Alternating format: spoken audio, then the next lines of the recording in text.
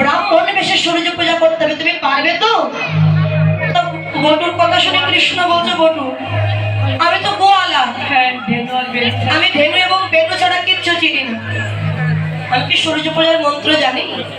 বটু বলছে, কানাই তুই শুধু ব্রাহ্মণ হয়ে আমার সঙ্গে যাবি, আর পূজা করতে আমি করবো, তুই শুধু আমার সঙ্গে থাকবি। আচ্ছা ঠিক আছে। তা ব্রাহ্মণের বেশ কোথায় পাবো? আমি এই রূপে গেলে সবাই চিনে ফেলবে। যোগমায়া মা ব্রাহ্মণের বেশ এনে দিয়েছেন, আর ব্রাহ্মণের বেশে বটু কৃষ্ণকে সাজাতে লাগলো। নাচো। আরে দেখি মনসুকে আলোয় মাথার কে, আরে দেখি মনসুকে আলোয় মাথার কে, আরে দেখি মনসুকে আলোয় মাথার কে, আবার রসিক করে নিজে করে রমণীর বি, রসিক করে নিজে করে রমণীর বি, ওই করে বোটা মানে বোটা বসে বসি করে, বোটা মানে বোটা বসে বসি করে, আবার ছোট কাটা কোটিয়াটি করে, ছোট কাটা মোটা কাটা কোটিয়াটি করে, লয়াপতি হইয়া যদি আইলা দেবের ঘরে, লয়াপতি হইয়া যদি আইলা দেবের ঘরে, ওরে পূজার সাজে দেখি বিপ্রে মনসরে সরব করে, করে। কৃষ্ণ এবং বটু গেছে ভালো মন্দিরে, সখীরা দেখছে ব্রাহ্মণ এসেছে, বসার জন্য আসন দিয়েছে। এখন চরণ ধৌত করতে গেছে ললিতা। বটু ব্রাহ্মণ বলছে, দেখো ললিতা, আমাদের ব্রাহ্মণ অন্য কেউ নয়, গর্গমণির শিষ্য, নারীকে স্পর্শ করে না, তোমরা চরণ ধৌত করে দিতে গেলে স্পর্শ হবে, অপরাধ হয়ে যাবে। ললিতা বলছে, ঠিক আছে। এখন এই ঘটি থেকে একটু জল দিয়ে কৃষ্ণের চরণে ছিটিয়ে দিই, যে চিঠি দিয়েছে রং চরণ মেখে এসেছিল তো, ধুয়ে গেছে। সখীরা চিনতে পারলো আর কেউ নয়, প্রাণ বল্লভ কোমরে বাঁশি খুঁজে রেখেছে। তো বধূ যেমন ছলনা করতে, আমরা একটু ছলনা করি।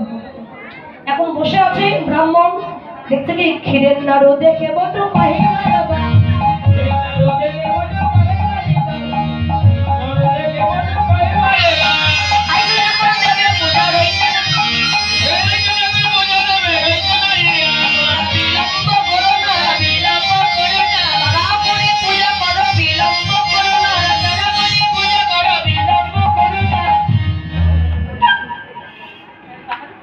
এই ক্ষীরের নাড়ু দেখে এ আমাদের বধূ ব্রাহ্মণের লোভ সামলাতে হচ্ছে। ক্ষীরের নাড়ু তো তোমার লোভ হচ্ছে, হবে তো হবেই।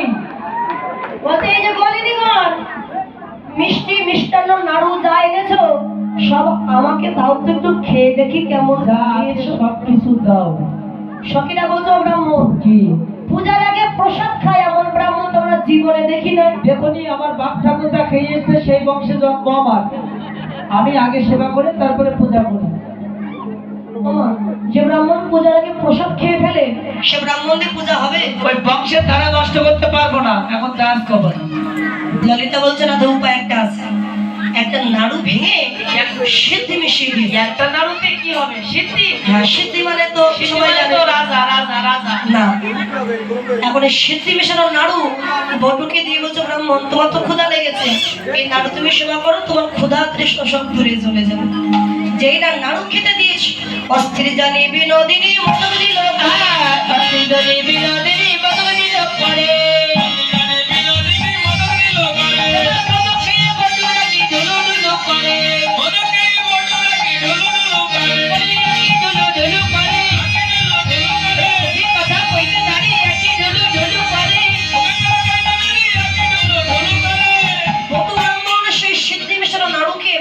অজ্ঞান হয়ে পড়ে গেছে। সখীরা বলছো, রাধে এই মন্দিরে তো আর কেউ নাই, তোর গোবিন্দ ব্রাহ্মণে বেশে এসেছে সূর্য পূজা করার জন্য, আমরা বিচিত্র ঝুলন নির্মাণ করছে, রাধা গোবিন্দকে ঝুলনে দেবো। তারা নাচবে, এসো।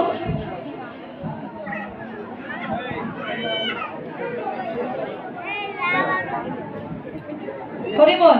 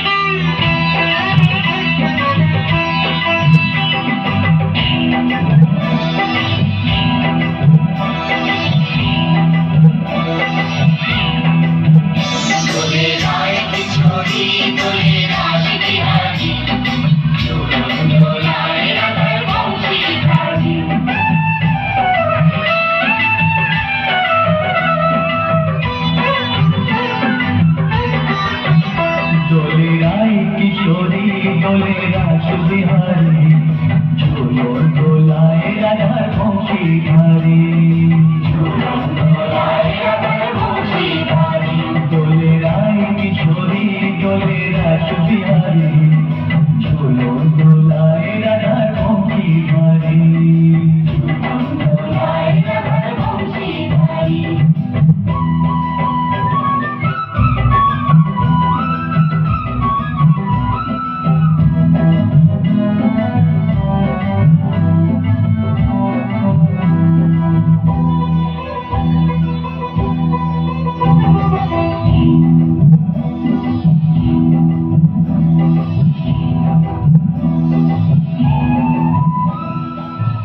ললিতা ও বিশাখা ঝুলন দোলা দাও তুলিয়ে ও ললিতা ও বিশাখা ঝুলন দোলা দাও তুলিয়ে শ্যাম সায়রে রাধা কমল শ্যাম সায়রে রাধা কমল ওটাও আর ওঠে তুলি দোলে শ্যামল সুধায় দোলে যাও বিহারী দোলে রায় কিশোরী দোলে রাসবিহারী ঝুলন দোলায় রাধার বংশীধারী ঝুলন দোলায় রাধার বংশীধারী